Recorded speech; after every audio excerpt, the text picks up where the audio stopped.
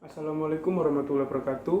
Perkenalkan, nama saya Ahmad Rizal Pandi dari Prodi S1 Manajemen Kelompok 2 Yogyakarta. Di sini saya akan menjelaskan tentang resume materi LKMMTD tahun 2021. Yang pertama yaitu materi tentang rencana kerja dan kepanitiaan. Untuk kegunaan rencana kerja adalah yang utama sebagai alat perencanaan dan manajemen yang berujung pada perolehan kerangka kerja untuk perencanaan kerja sekaligus sebagai pengarah dalam melaksanakan suatu pekerjaan. Langkah-langkah alternatif untuk menyusun rencana kerja. Langkah-langkah alternatif untuk menyusun rencana kerja diantaranya yang pertama adalah mulai identifikasi tugas-tugas atau pekerjaan-pekerjaan yang akan dilakukan untuk selesainya kegiatan yang ditetapkan. Yang kedua, urutkan tugas-tugas berdasar mana yang lebih dahulu dilakukan dan mana yang belakangan. Yang ketiga, tetapkan tujuan, sasaran, atau target tiap-tiap tugas tersebut, lengkapi dengan indikator untuk mengukur keberhasilan tiap-tiap tugas. Yang keempat, tetapkan waktu untuk masing-masing tugas tersebut dan berapa lama tugas tersebut dilaksanakan. Yang kelima, tuliskan siapa yang akan melaksanakan tugas tersebut. Yang keenam, tetapkan strategi atau metode atau sarana atau alat yang diperlukan. Yang tujuh, tuliskan pihak-pihak yang akan terlibat atau dituju atau berpartisipasi. Yang kedelapan, masukkan langkah-langkah tersebut dalam matriks, maka akan didapatkan draft rencana kerja. Rencana kerja dalam suatu kepanitiaan. Rencana kerja dalam suatu kepanitiaan diantaranya yaitu ada nama atau deskripsi kegiatan, waktu pelaksanaan, pelaksana, sasaran, anggaran, sarana dan prasarana. Tahapan dalam penyusunan kerja. Tahapan dalam penyusunan kerja diantaranya yaitu penyusunan rancangan rencana kerja, penetapan rencana, pengendalian pelaksanaan rencana kerja, dan evaluasi rencana kerja. Sasaran yang ditetapkan mengandung 5 unsur, diantaranya spesifik, measurable, achievable, relevant, dan timeliness. Untuk materi yang selanjutnya yaitu administrasi dan kesekretariatan.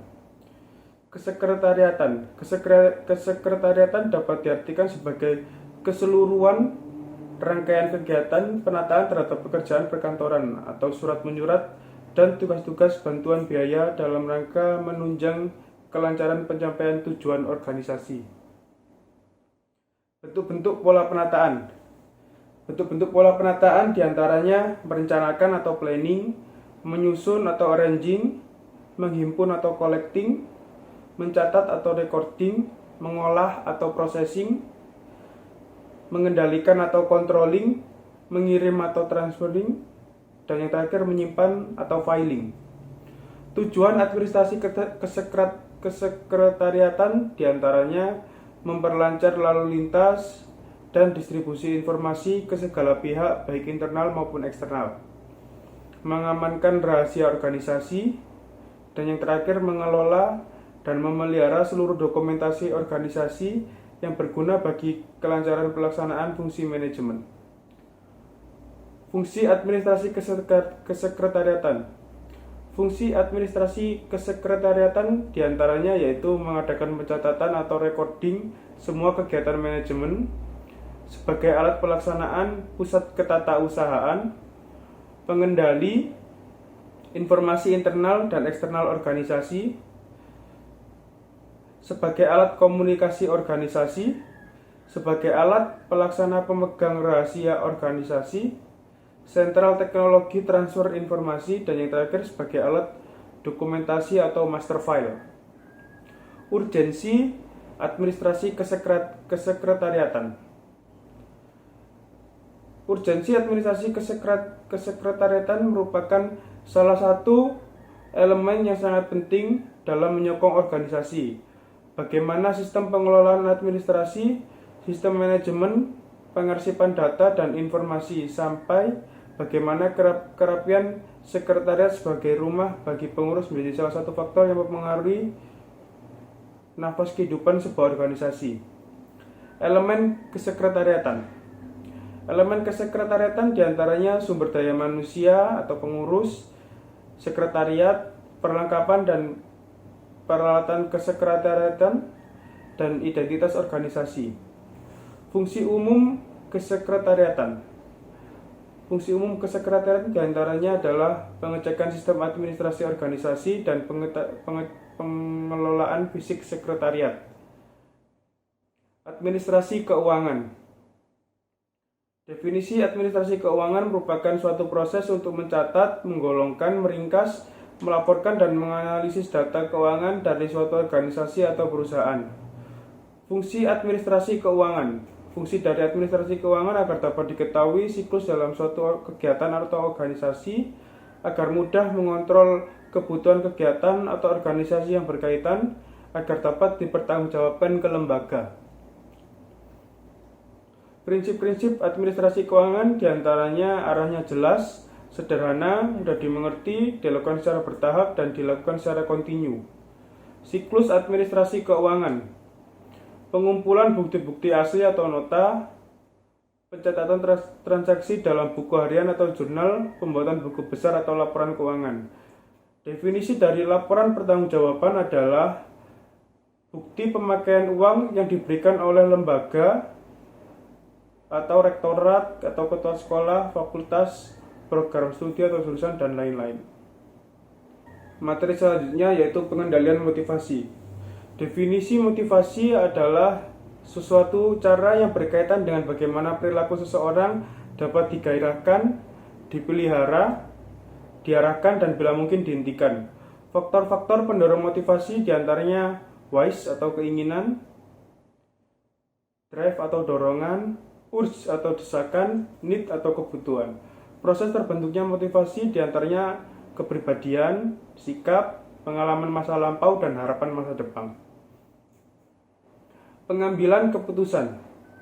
Manusia hidup didorong dan digerakkan oleh keputusan-keputusannya yang diambil secara sadar atau tidak. Keputusan sendiri artinya adalah pengakhiran dari proses pemikiran tentang apa yang dianggap sebagai masalah, sebagai sesuatu yang merupakan penyimpangan dari apa yang dikehendaki, direncanakan atau dituju dengan menjatuhkan pilihan pada salah satu alternatif pemecahnya. Prinsip pengambilan keputusan. Prinsip pengambilan keputusan yang pertama yaitu efisiensi, yang kedua keluasan, yang ketiga ketersediaan alternatif, dan yang keempat adalah adanya kendala. Pengendalian konflik. Definisi dari konflik adalah seteru atau perselisihan atau pertentangan. Menurut Daniel Weber, konflik adalah adanya beberapa pilihan yang saling bersaing atau tidak selaras. Sedangkan menurut Stephen Robbins, konflik adalah sebuah upaya dengan sengaja dibuat oleh si A untuk mengimbangi si B dengan beberapa bentuk penghalang sehingga mengakibatkan si B frustasi dalam mencapai sasarannya. Sumber konflik. Sumber konflik diantaranya yang pertama yaitu faktor komunikasi, yang kedua faktor struktur tugas maupun struktur organisasi, yang ketiga faktor yang bersifat personal, dan yang terakhir adalah faktor lingkungan. Untuk materi selanjutnya yaitu penyusunan usulan kegiatan. Pertimbangan dalam penyusunan usulan kegiatan diantaranya menginduk pada kepentingan lembaga yang menaungi atau profesi, memperhatikan visi dan misi organisasi, melihat tren dan tantangan ke depan, memperhatikan kebutuhan bukan keinginan, mencerminkan keunggulan, terukur, dan adanya daya dukung. Aspek yang mempengaruhi dalam merumuskan usulan kegiatan diantaranya kondisi lingkungan organisasi, kepekaan diri, wawasan diri, motivasi diri, visi dan misi, analisis SWOT, kepentingan diri dan organisasi, ketersediaan sumber daya manusia, dan sumber lainnya. SWOT. Deskripsi SWOT yaitu yang pertama strength atau kekuatan, yang kedua weakness atau kelemahan, yang ketiga opportunity atau peluang, Dan yang terakhir, threats atau ancaman. Dengan kata lain, SWOT dapat diartikan sebagai analisis kekuatan, kelemahan, peluang, dan ancaman yang digunakan untuk mengevaluasi perusahaan dan mengembangkan perencanaan strategis. Cukup sekian resume materi LKMMTD tahun 2021. Assalamualaikum warahmatullahi wabarakatuh.